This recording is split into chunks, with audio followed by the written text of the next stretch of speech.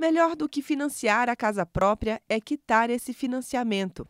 Foi o que planejou a enfermeira Tatiana Viana e o marido, que estão casados há 9 anos. Há 5, terminaram de pagar o imóvel.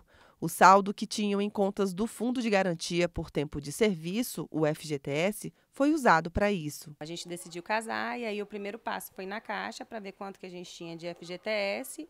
E aí a gente tinha uma noção do valor que a gente iria dar de entrada e de quanto a gente iria financiar. Foi a maior parte da entrada que a gente deu foi com o valor do FGTS, juntando o meu e o dele. A gente conseguiu guardar um valor e aí a gente decidiu ir até a Caixa para ver quais eram as possibilidades que a gente tinha.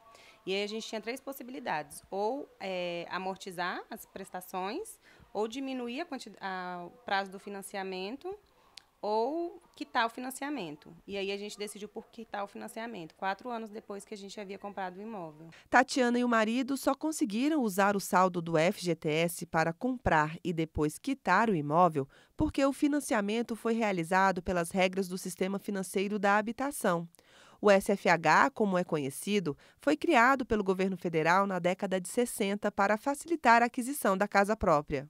Uma das regras para comprar um imóvel pelo SFH é a de que o valor do bem esteja no teto estipulado pelo Banco Central.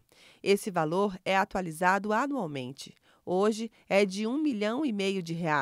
De acordo com a Caixa Econômica Federal, os mutuários têm a possibilidade de financiar até 70% do imóvel. O restante pode ser pago com recursos do FGTS. Além do SFH, existem outras maneiras para a aquisição de um imóvel, como a carteira hipotecária e o sistema financeiro imobiliário.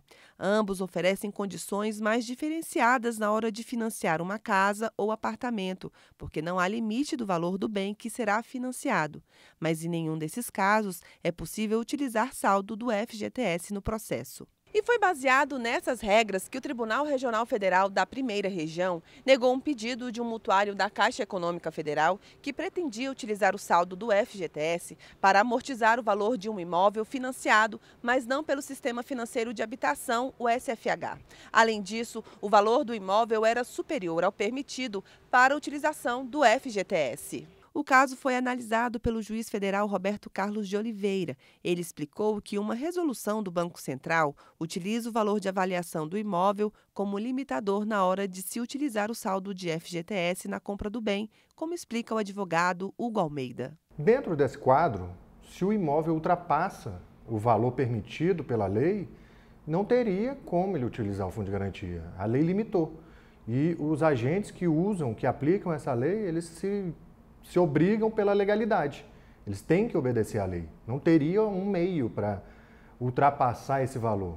Se foi criado um padrão e definiu aquele limite, não teria como ele utilizar de outros meios, até mesmo do judiciário.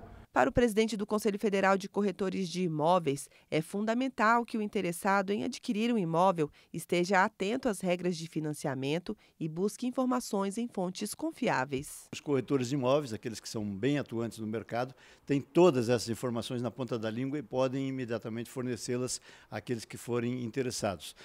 Mas, além disso, a própria Caixa Econômica pode fornecer essas informações em qualquer das suas agências. Tem gente qualificada para informar como utilizar o FGTS.